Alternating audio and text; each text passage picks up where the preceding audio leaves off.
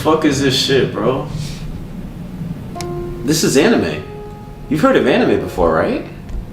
Bro, this that Chinese cartoon shit, bro. Chinese? Yo, this Japanese. That's racist, bro. Bro, I don't give a fuck. This shit Chinese, Japanese. Anime has become a billion-dollar industry. From the anime industry not being taken seriously to now Netflix, Hulu, and now Disney Plus fighting for exclusive deals for certain anime shows. And as an anime fan, we came a long way. From now huge anime conventions and plenty of shows coming out every season, and easier access to watch your favorite anime show. It's no secret the anime industry is growing at a rapid pace, which brings me to my next question. Does the anime community have culture vultures? Before I start this video, I want to say thank you, Mr. Toriyama. You not only impacted my life, but you impacted millions of people in the world. Because of you, I fell in love with watching anime shows, and you was the blueprint of shonen shows that was created after you. Because of you, while watching Dragon Ball Z, I learned tough life lessons, and if you're determined and work hard, you can be successful in anything you dream to be. So you will always hold a special place in my heart. So thank you, Mr. Toriyama, and rest in peace. I know you're physically gone from the world, but your legacy will never be forgotten. When I looked up the term culture vulture, two definitions came up. A person with the excessive or pretentious interest in the arts, and the other meaning is someone who still traits language and or fashion from another ethnic or social group in order to create their own identity. This definition intrigued me because now I wanted to know if the anime community had quote-unquote fake followers or culture vultures, and if they did, when was the exact time frame this happened? In order to answer this, we have to go to the evolution of anime. When people think of anime history, they think it started off with Astro Boy, but it actually started in 1917 because of a man named Junichi Kuchi. He created a short film with no sound called Namakura Katana, which was about a samurai who purchased a dull blade. He helped inspire many creators, but it was only one problem. Disney dominated the anime industry not only in the US but also in Japan. So many inspired creators didn't have the financial resources to go up against Disney until one company decided to help many creators get their name out there. This company is called Toei Animation. Toei Animation was founded in 1956 and also helped produce popular anime shows such as Sailor Moon and Dragon Ball Z. Toei Animation helped the anime industry towards a positive direction, which gained buzz around Japan, but not so much in the US, which leads me to the 1980s and 90s. During the 1980s and 90s, it is considered the anime shows that came out during this time was considered the golden era. With the help of Japan economy exploding, and 11 studios that was created in the 1980s, and also anime shows coming out such as Dragon Ball Z, Sailor Moon, and Mobile Suit Gundam. This helped out the anime industry tremendously. Sales exploded in Japan and also in the US, with tapes costing between $20 to $30 just for one episode. But unfortunately, some anime fans would experience being teased for watching anime, which leads me to my personal experience to when I first fell in love with watching anime shows.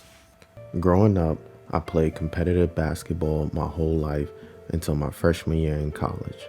So when I was little, all I watched was my favorite NBA players such as Kobe, Carmelo Anthony, Tracy McGrady, Gilbert Arenas, and Baron Davis. Ball was life until I went home, turned on the TV, and started watching Toonami. Toonami was a gateway for millennials to fall in love with anime, with anime shows featured on Toonami such as Yu Yu Hakusho, Sailor Moon, Gundam, and the show I immediately fell in love with, Dragon Ball Z. Dragon Ball Z was everything to me, from watching Goku turn to Super Saiyan for the first time, Vegeta putting fear in Android 19, and Gohan doing the impossible, and ascending from Super Saiyan to Super Saiyan 2. And being a kid, I wanted to express my newfound love. But growing up in Jamaica, Queens, some kids watched Dragon Ball Z, and other kids was teased for watching Dragon Ball Z.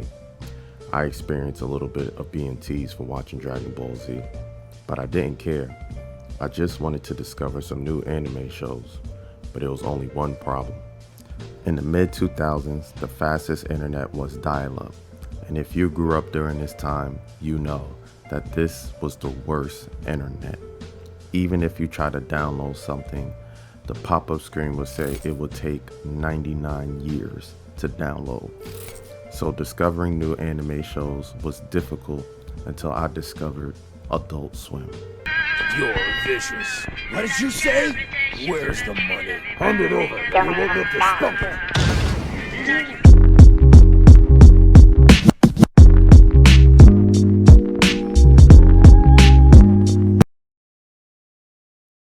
I was blessed to have my own room with cable growing up in my parents' house. So one night, while everybody was asleep, I decided to see if I can find any anime shows on TV, and I found Inuyasha on Adult Swim. Discovering Adult Swim was like hitting a jackpot to me. I discovered classic shows such as Trigun, Bleach, Samurai Champloo, and Cowboy Bebop. But because I was getting teased for watching Dragon Ball Z, I was afraid to tell anybody about Adult Swim or that I even watch anime. So in reality, I guess I did care about getting teased. This grew all the way till college. Even though I discovered new shows such as Air Gear, High School of the Dead, Psycho Pass, and many other shows, I still had a fear getting teased. And it's not like I didn't have any friends. I built a lot of genuine friendships through playing on a high school basketball team. It's just being teased as a child about watching anime resulted into telling none of my friends that I watch anime, which I look back and I regret, because I found out my friends watch some anime shows. They're just not as passionate as I am. But a certain event caused the anime industry to skyrocket, but it also may have caused potential culture vultures, and that was the pandemic for COVID-19. COVID-19, the disease that defined our lives in 2020. 2020 is now the deadliest year in U.S. history. Since late March, the U.S. has led the world with the most cases and the most deaths, now at more than 334,000. As you know, in 2020, it felt like the world stopped because of COVID, and unfortunately, some people lost their lives due to COVID. As a result, social gatherings was not allowed and everyone had to stay inside their homes. This caused streaming services to skyrocket, such as Netflix, Hulu, and of course, Crunchyroll. But it was one show that created a major buzz during the pandemic, and it was Demon Slayer. Demon Slayer took the anime industry by storm and sold over 150 million copies worldwide. Because of this, it caused people that didn't watch anime to be intrigued into the anime industry. But I think one influential person helped non-anime watchers be intrigued into the anime industry. We all know that Meg Thee Stallion is one of the most successful rappers currently, but she's also a genuine fan of anime, from cosplaying as different characters and also hosting the Crunchyroll Awards. But I think because she has an influence in our society, it caused casual fans to start watching anime, which is not a bad thing. I'm happy she expressed her love for anime, because it welcomed new anime watchers. So to answer this question, are there culture vultures in the anime community?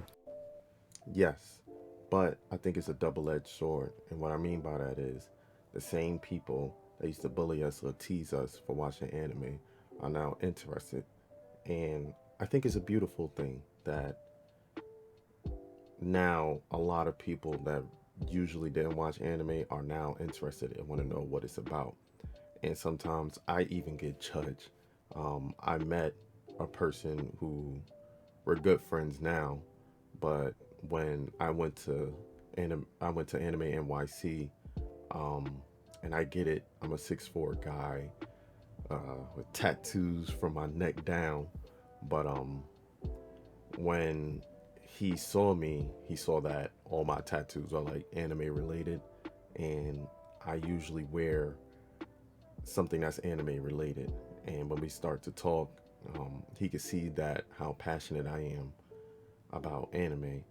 And the biggest thing I want to say is it doesn't matter your race, your gender, or your sexuality preference. As long as you love anime, you will always build a genuine friendship throughout the anime community. And that's what I love about the anime community. And I'm a very sociable person, so even if you see me, I go to Anime NYC, Anime Expo, and I'm going to DreamCon. It's my first time going to DreamCon, so shout out to RCDC World.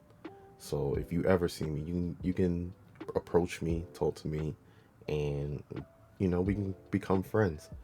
And I also wanted to say, if you are still getting bullied or teased, or you're going through any type of depression, just know that I love you. And this is Professor G at Anime Nerd University, and I'll see you next time.